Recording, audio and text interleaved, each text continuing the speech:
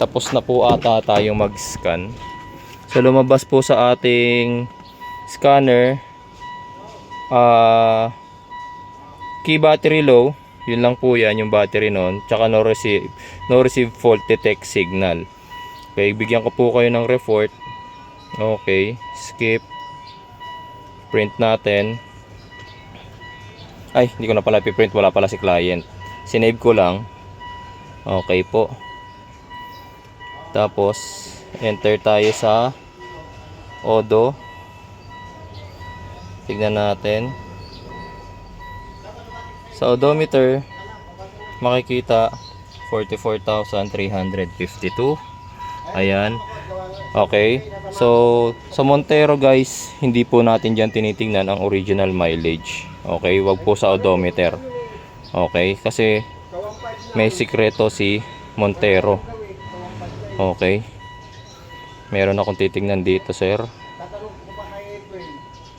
Read data stream. Dito tayo tumingin. Wag sa... Ayan. Ito, nakikita nyo yan. Lahat ng Odo na yan. Pag check natin, Odo calculated by ECU, and then okay natin. Binigay sa akin ni seller, sir. Dalawa po yung key. Ito na yung ating dongle. So mag-scan na po tayo. Mitsubishi. Sabi dito sa kanyang gauge panel, 44,000 ang tinakbo. Leather seat na po. Gumagana naman po yung kanyang power seat. Sa GLS Premium, sir, ito lang po naka power seat. Yung kabila po hindi na. Ayan, 2016 din naman po yung lumabas dito sa atin. Health report ko na po kaagad, sir. So habang nag-i-scan po tayo, inspect ko na po yung sasakyan. Dito po sa gulong natin, sir, ang manufacturing date ng gulong mo, sir, is 2021. 19th week ng 2021, so hanggang 2027 pa po. Medyo makapal pa naman po yung gulong mo, sir. Yung side ang medyo manipis, pero yung nasa gitna makapal pa. Siguro mga nasa 80% tread life pa po to. Pagdating naman po sa brakes mo, sir, ayan, hindi lang mapakita sa video pero makapal pa po siya. Kita po ba? Yan, makapal pa po yung brake pads. Maganda naman po yung kain ng rotors. Tapos dito po tayo sa mismong makina. Idol, makisuyo naman ako ng stand.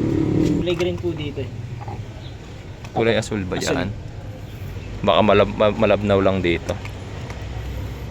Blue kasi ginagamit ng ano eh. Hindi masyado makita. Nakakulant naman siya, sir. Kulant naman. Yan. Okay. Tapos sa langis niya po,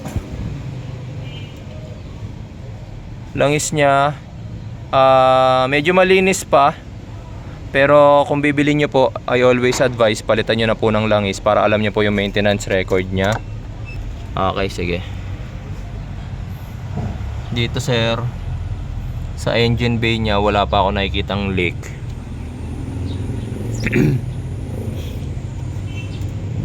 Yung belt tension niya ayos pa naman eh. Hindi ko lang mabuksan yung kanyang engine oil cap. Yung power steering fluid niya okay din naman. Ayan, so dito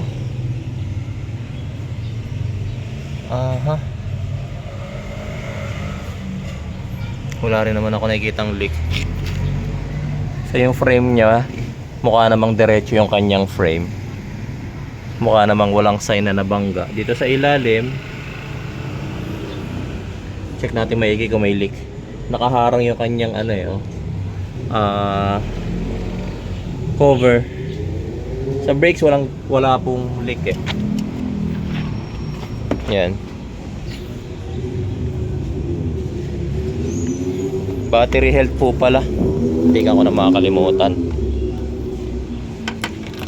Sa battery health,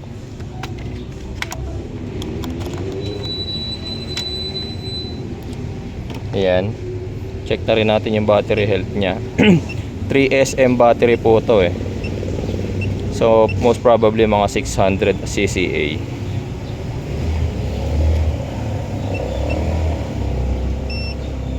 Ayan, 217 amperes na lang siya, sir. Palitin na po yung battery ninyo. Pagka binili nyo po to, sir, much better ipalitan nyo na po agad ng battery kasi 217 amperes na lang po. Tapos na po ata tayong mag-scan. So lumabas po sa ating scanner,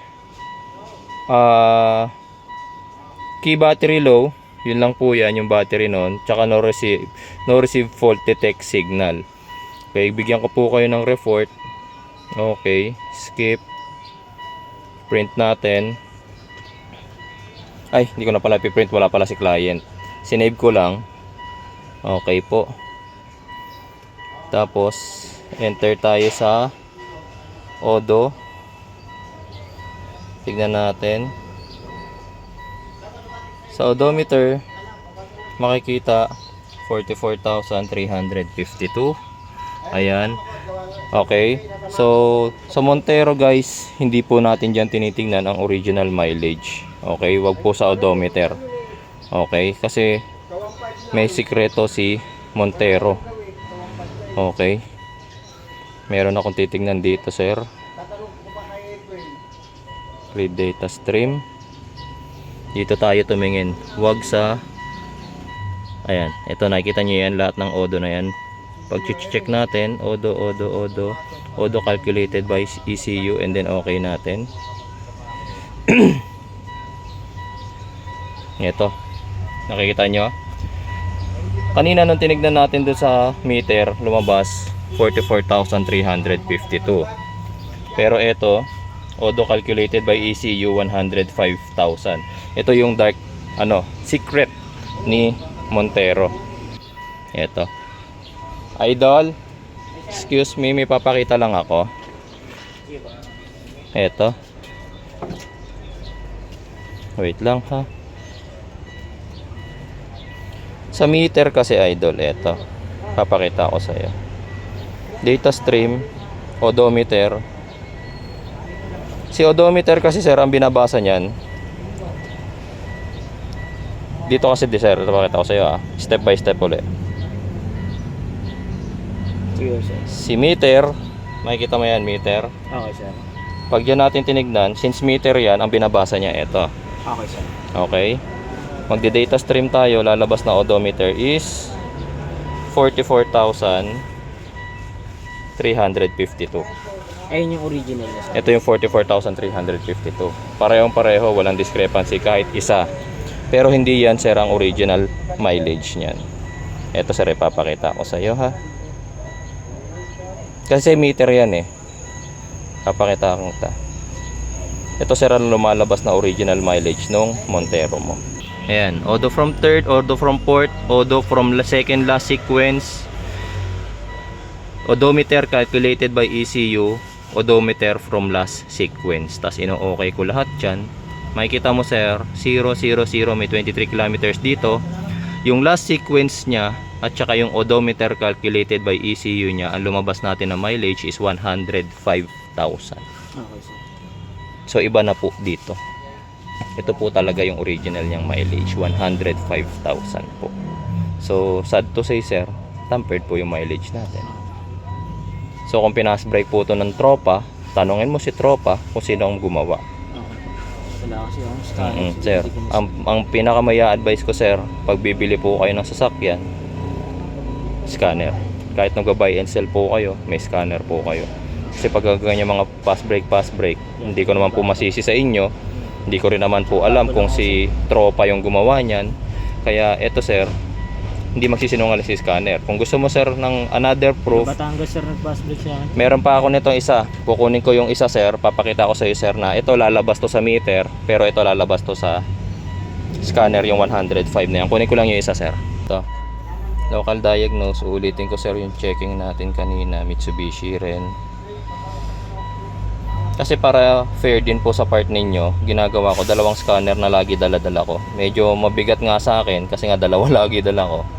Pero para lang po ma-prove na hindi po sa scanner ko nagkaka-problem.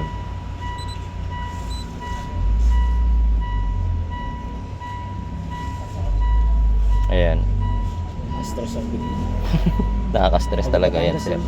Pass brake sa Personal mong kilala? repair ng agent. Repair ng agent. Sakit na, sir. Bago Kaya, na, sir, nasa 3 taon pa lang wala naman yung scanner. Ngayon ko nga lang na Yun ang, sir, ang pinakamasakit na part ng pagbili nyo ng pass brake. Yung isang nahuli ko rin, sir, na Nagsisimula pa lang siya actually, parang pangalawang unit pa lang niya daw yung binibigay, yung binebenta niya. Anong nangyari? 180 kilometers Ranger, 180 kilometers na scan ko sa ano nila, gauge nila 60. So wala pang ano, times 3 sir yung tinampered sa kanya. Ito sir, ulitin ko ha. Sa meter, pag binuksan natin ang meter at nag-data stream tayo sa odometer, pinapakita naman 44. Okay.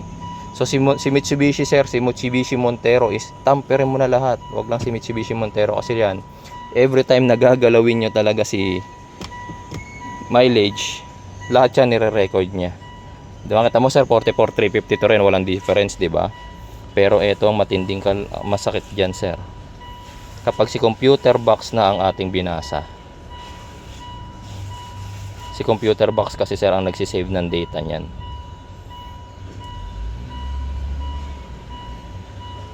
Yan. Kita mo sir, ang daming ano, Odo report. Odo. Kasi nga sir, every time na ginagalaw si Odo, nire-record ni Montero. May nahuli nga ako Montero dati sir. 200, tinamper, naging 100, naging 30. Ilang beses siya naging ano sir, natamper. Parang ganun. 105 talaga siya sir. 105,000 kilometers talaga yung kanyang mileage. Dalawa na yan sir, magkaibang brand na po to. Ngayon sir, i-report ko muna to kay client. Itatanong ko sa kanya kung i-continue ko pa yung checking or mag-usap din po kayo. Syempre sasabihin ko rin naman po sa kanya yung nakita ko po. Tawagan ko po muna siya.